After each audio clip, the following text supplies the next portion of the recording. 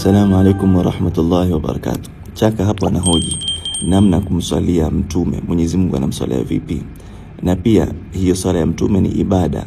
Naye kumbe Mwenyezi Mungu anafanya ibada? Hapa akashindwa kuelewa. Ibada ni kwetu sisi, lakini yeye Mwenyezi Mungu akiifanya haiwi ibada. Hebu msikie. Hata yeye Allah anahusika kufanya ibada. Waislamu wengi hawalijui jambo hili ama hawataki kukubali kwamba Allah mwenyewe anafanya ibada ya kumswalia mtume. Ebu shehe wa mkoa wafahamishe Waislamu hawa waweze kulifahamu jambo hili. Karibu. Lakini kuna watu pia hapa na wajua hata kumswalia mtume hiyo Allahumma salli ala Muhammad ya Rabbi salli, hawataki hapa. Unataka nini we? Hakuna ibada ya ajabu zaidi ya salatu ala nabi. Ibada zote Mwenyezi Mungu ametuamrisha sisi tufanye, lakini ibada ya salatu ala nabi na yeye mwenyewe anafanya. Si mmeelewa kitu hichi? Naam, nadhani mmemuelewa shekhe. Kumbe ibada zote Allah anaamrisha tu, lakini inapofika kwenye swala la kumswalia mtume, yeye mwenyewe anamswalia. Swali la kumsingi, anapomswalia mtume anamswalia kwa nani? Kwa sababu Waislamu mnamswalia kwa Allah, mnamsabi Mwenyezi Mungu, mnamsabi Allah amrehemu, amngize janna, ambariki yeye na familia yake. Malaika nao wanafanya hivyo. Lakini Allah anapomswalia shehe mkuu wa mkoa, siku nyingine tufafanulie, anamswalia yani anamuombea kwa Mungu yupi au anajiomba mwenyewe? Hapo shekhe anahimiza ubora kumswalia mtume, rehema na amani zimshukie. Ukauliza swali, anapomswalia mtume anamswalia kwa nani? Ukimaanisha yeye Allah, yeye ni Mwenyezi Mungu, anapomswalia kumswalia kwa Mungu yupi? Ndivyo unavyomaanisha maswali yako uliouliza. Na kwanza tuangalie neno swala. Hili ni neno la Kiarabu, linabeba ama linaruhusu maana zaidi ya moja. Hilo kwanza ulijue, na tayari walijua, ndio maana ukasema hivi, mnamsabi Mwenyezi Mungu, mnamsabi Allah amrehemu. Sasa hiyo ndiyo maana ya swala, ni rehma itokayo kwa Mwenyezi Mungu kumrahamu mtume wake, mja wake. Kumbe unalijua. Na hapo shekhe anahimiza sasa ubora wa kumswalia mtume. Na ukija kuwa ibada, hiyo swala ya mtume kwetu sisi ni ibada.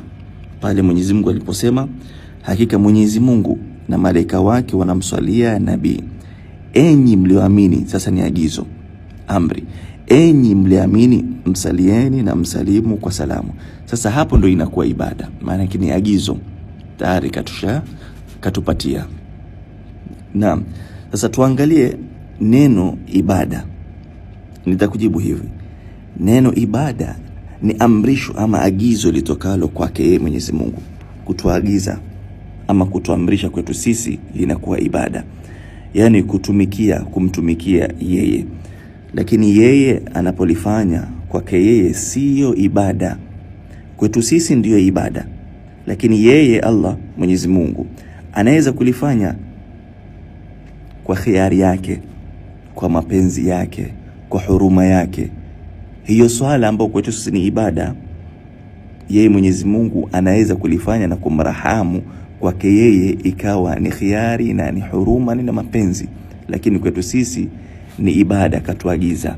Na hiyo ibada sisi tunaifanyaje? Tunasema Allahumma, ewe Mwenyezi Mungu salli, mrahamu. Tunaomba sasa Mwenyezi Mungu afanyaje? Amrahamu, manake yeye ndo mwenye kurahamu. Sasa tunaiomba hiyo rehema itokaye kwake yeye Mwenyezi Mungu iende kwa mtume wake. Na labda nitakupa mfano huenda ukanielewa.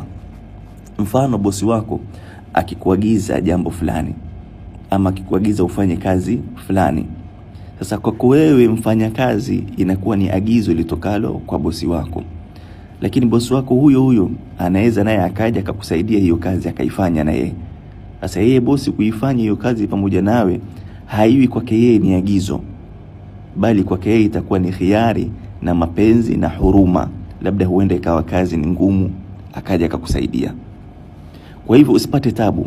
Kumswalia mtume ni amri kwetu sisi kutuagiza Mwenyezi Mungu, katuagiza hivyo, inakuwa ni ibada kwetu.